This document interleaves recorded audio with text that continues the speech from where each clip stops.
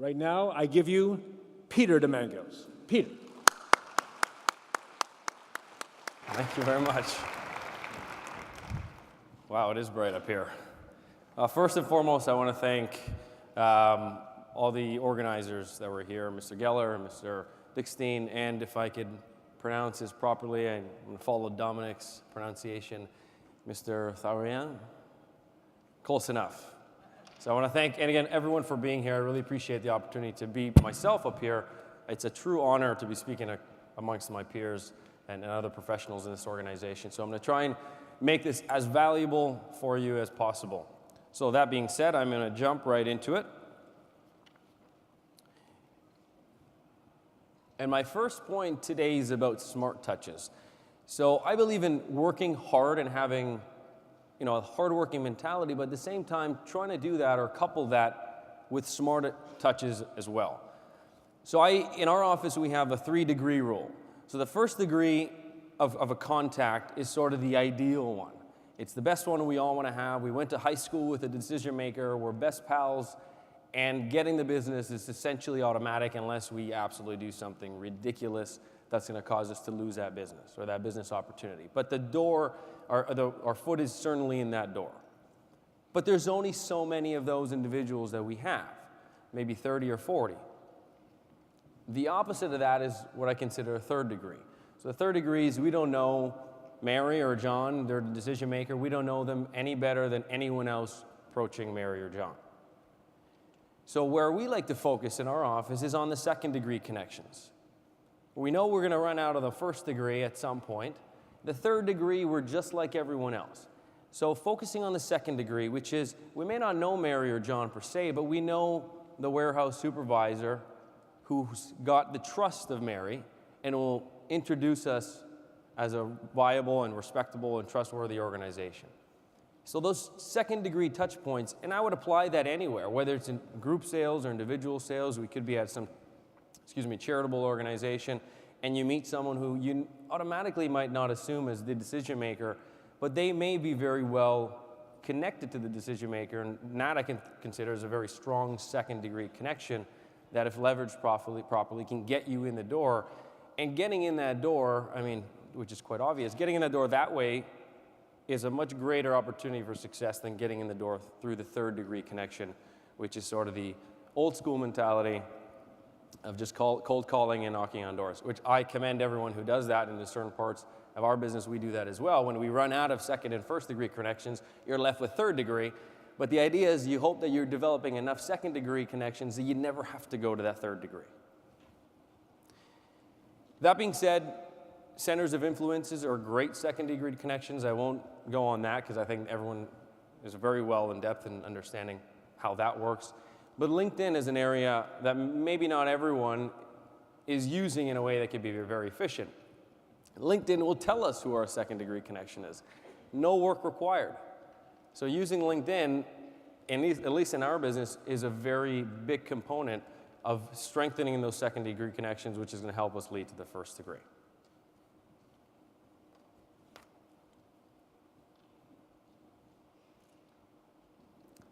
Okay. Oh. Sorry, these are adjusted slides. I apologize. Top of mind is number 2. So being resourceful is my number 1 point, or my point A, if you will, from being top of mind. Being resourceful, not just with your 2nd degree connections, let's say your centers of influence, sending them a favor before requesting a favor. That philosophy I truly believe of, by the way. We all want to make connections, but a lot of times we feel as if we want to take first. But if we all take the mentality that we need to give first, the taking eventually will come. And certain relationships have a different ratio of give and take to begin with, so it might not be realistic to expect to receive something initially, depending on the relationship. Again, we specialize specifically in benefits, so there's certain ratios with different parties that we understand are more realistic than others. But I would also say that there's some level of give and take that needs to be done properly with prospecting, so the actual client. We tend to have about 5 to 10 touch points before we ask for a meeting. So we're giving information, we're giving resources. Those resources and that information may be very well on their sunlight policy, which over the conversations in the past, we've noted that they work. So to Elliot's point about very high-tech organization, we strongly believe in that as well, and keeping that data handy. So it might very well be a conversation in that respect, but it might also be a conversation because we understand what's happening in the economy is also affecting their industry because they may be in XYZ industry. And it shows some level of care if we're reaching out to them about something that's not just going to directly benefit us. So it's that constant touch point, the constant checking in. Birthdays, I mean, that's a simple and easy one. But again, we try and aim for about 1 to 2, or rather I should say 1 every 1 to 2 months, I think is a reasonable touch point that has worked for us. We all get a lot of touch points from bankers on a daily basis. I would probably say that's a little on the excessive side. But for everyone, there's going to be that right amount of touch point, whether it's a combination of directly related to what you're doing or not so directly related. And lastly, when it comes to being top of mind, I have being visible where your clients are. So whether that's in publications, whether that's in associations and conferences, the more they see you, the more they hear you speak, the more they read about you, the more top of mind you are, because it all comes down to timing. To Dominique's point about timing and making sure you show your cards at the right timing, that exists in our process as well.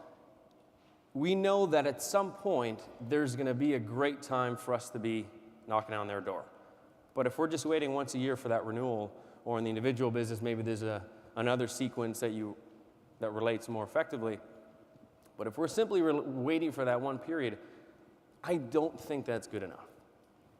Certain times, that might not even be the right timing. There could be things that happen throughout the year that warrant them wanting to take to tender their vendors, their insurance companies, their insurance consultants.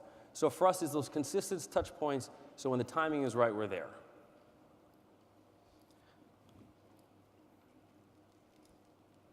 Selling a service is selling a relationship.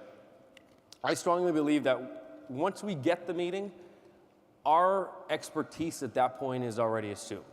Now with technology, not only are we as advisors highly recommended to do our research on who we're meeting with, but I think most of our clients or prospects are doing their homework about us. I would argue that a lot of them are Googling us. Google yourself if you can at one point. It's kind of interesting. But these are the kind of things that I'm sure many of our prospects are doing about us. Learning who we are, where we're speaking, where we're writing. They want to know who they're dealing with. And that alone is not something me personally, when I walk into meeting number 1, is something I need to reiterate. I'm under the assumption that they've done their level of homework, they've qualified me, and that's why I'm there. So my focus come meeting 1 is in no way trying to inflate our ego as an organization, why would be a good fit for them, but rather, who are they as a person? What drives them as a person, both in their personal life, and I know that was mentioned as well, but also in their work environment. So to give you an example, and again, putting on the group insurance hat, because that's really our focus, pension and benefits, we predominantly deal with CFOs and HR professionals. An HR professional, unless we ask certain questions, might not understand what's driving them to have us in that door that day. Maybe they're looking at having better or more time on their hands because they want to implement these great new added value programs for their staff. They want to come across as caring to their employees, to be valued by their employees. But unless we're asking the questions as to what's driving them when it comes to their benefits program, we're not going to be able to know what areas to emphasize our services, what services rather, I should say, to emphasize. So in that particular case, we're going to emphasize their services that allows them to reduce the amount of time that they spend managing their benefits program so they can then focus on the things that really matter to them. If we were talking to another person, it might be a little bit different. But again, we don't know this until we understand who that person is, what their goals are, which leads me to knowing your prospect. So again, going back to the idea that we deal with typically a CFO or an HR professional, and I'm generalizing how their personality traits are, but for the most part, I think we could all agree that there's very distinct traits between those two types of individuals. And I would relate it to someone in residential real estate versus commercial real estate. Commercial real estate is very much a business transaction, or more so a business transaction, whereas residential real estate, it's a lot more emotional. Someone walks into a home, they understand that, or they may have a feeling that this is where I could spend the rest of my life, build a family here, have holidays here. It's much more emotional.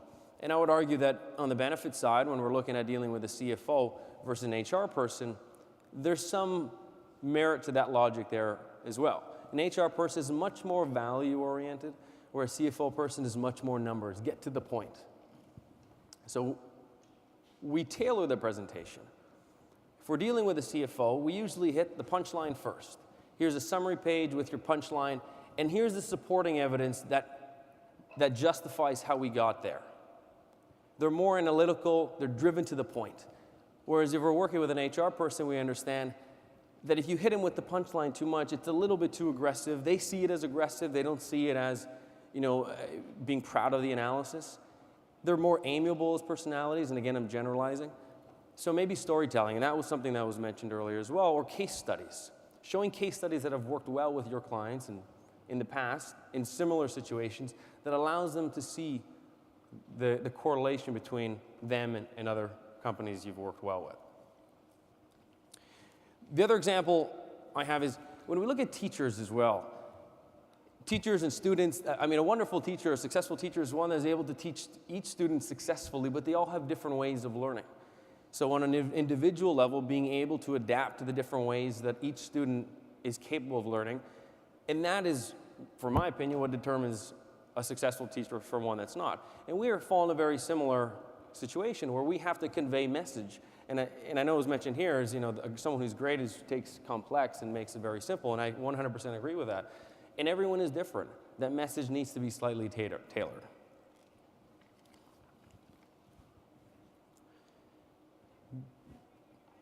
Building trust and professionalism, point number 5. I agree with the point that was made, I think it was Bob over lunch, with not putting down the competition. I don't think it serves anyone any benefit to put down the competition. When we're meeting with clients, they're constantly judging us, and I think the first thing we do is take the politician approach, if you will, which is not what we're going to do better or how we are better, but this is why our competitors are not so good. I think leaves the same taste in their mouth as the taste I get in my mouth when I hear a politician take that same strategy. So for us, it really doesn't serve a purpose. The best way to show that you're better than the competition is sort of the proof is in the pudding analogy. Provide some level of work. Show some proof of work. And let the client make that decision for themselves. Also, under building trust and professionalism, being patient is a huge part of that. Thanks to Bill, Bob, he broke the ice for me. I was worried. I have a dating analogy, but he came out with the whole losing virginity comment, so now I don't feel as if it's that risky of an analogy. So I see meetings, at least meeting one, very similar to going on a date. If I go on a date, my sole purpose is to get a second date. Not to get everything in date number 1, but to get a second date, to create enough interest that she wants to see me again. I use the same logic when we're meeting with clients. I'm not there to try and gather all the information, try to be pushy, but simply get to know that particular individual and get them to want to see me again. Now, that being said, it's not as if we don't have an agenda. There's obviously some level or some end result I would like to get out of that meeting. However, I would say there are certain scenarios where we get to the end of the meeting and there's a few questions that I just haven't asked. I go back to that concept of be patient, there'll be a second date, and you could ask it then. Because if I go at the end of that meeting, which has felt like it's gone really, really well, and I say, oh, by the way, there's a couple questions here I didn't ask you, everything just gets weird. It's as if that chemistry we felt is completely just lost. And all I was thinking about in my mind while they were talking and sharing was, oh, geez, when am I going to ask this question? When am I going to ask that question? Which I think can ruin a meeting, especially in a first meeting. Several meetings down the road, we can be more blunt and upfront. But meeting one, much like a date, you have to be a little more delicate, at least the way I see it. Which brings me to being personable and likable. So we've all been in the scenario, whether it is as the advisor trying to be liked or chosen by the client, but also in our businesses when we're growing our organizations, we're looking to hire people. I've countless times have come across people who were interviewing, and I've hired them because it just felt right. They mix somehow with our organization, with who we are, what we stand for, things that I can't really understand. And the same applies with clients. Sometimes it just feels right. Now, I'm not suggesting that we change who we are every time we meet someone who's a little bit different, but merely suggesting that we emphasize the areas that are positive, our positive characteristics. So another example is if we come home and we have had a long day and the people around us, one, they don't know how long our day is, they might not care, but if they just see the lazy, boring version of us every time because we're tired, they're going to think we're lazy and boring every time. So what we can do to alleviate that is be 100% of ourselves, of our energy level, when we do leave the office and come home in our families, or when we go to our client's office. Being 100% of yourself. Yes, there's going to be scenarios where it just doesn't work, and I don't think there's anything wrong with that. But I think there's a huge missed opportunity about being perceived as personable and likable if we're not being 100% of ourselves, of our good selves at least, the positive traits, when we're meeting with clients or prospects. Which brings me to point number 7, which is be passionate. And I think this has been a common theme with many speakers about the importance of being passionate. I cannot stress that enough. Now, mind you, I'm a little bit biased on this subject because 6.5 years ago when I got in the business, passion was the only thing I could stick to. I didn't have the knowledge, so all I had was the passion. But I could still now would argue that some tactic done, or marginal tactic, if you will, done passionately is always going to outperform a brilliant idea or a brilliant tactic with no passion behind it. So to a lot of people that are not necessarily as tenured as others in the industry, do not feel threatened by the fact that they have more knowledge. I would say that many of the people that are tenured probably are also less passionate because they're just maybe a little tired of it. So there's something to be said about the passion component, and clients can see it and they love it, at least from our experience. And there's nothing more, I would say, endearing if you're on the client side, when you see someone who cares more about your program, your product, than they do. We know more about our companies, our clients' policies and programs. We're passionate. We show more care than they do.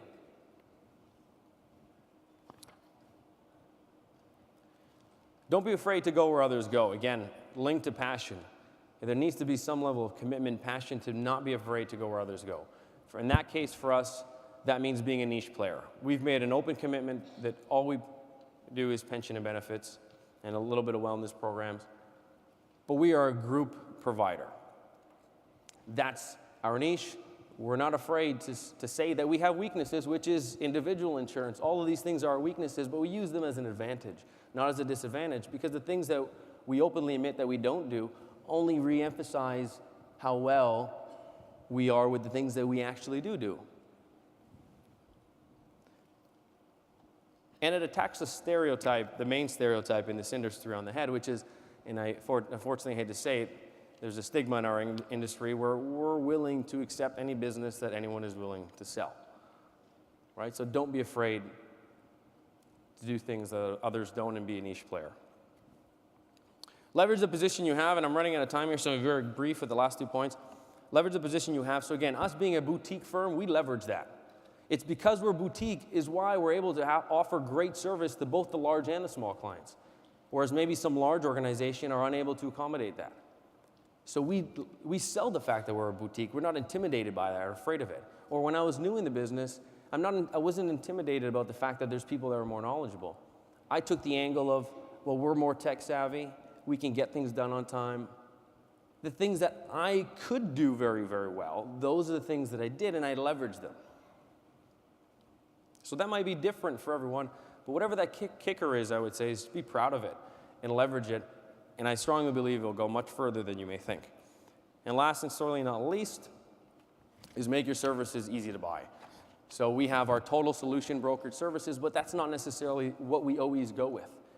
This is our full service, these are the price tags associated with, but here, try us out, take one of our seminars, try one of these programs. It's a marginal cost, and maybe it's something we offer free if it makes sense, but it gives our HR manager, director, or the CFO a reason now to go to the CEO's office and say, look, this is the great quality of work. It's not just me thinking it. They provide us some real work, justification as to why to work with us, and it gets rid of buyer's remorse, which is by far the worst.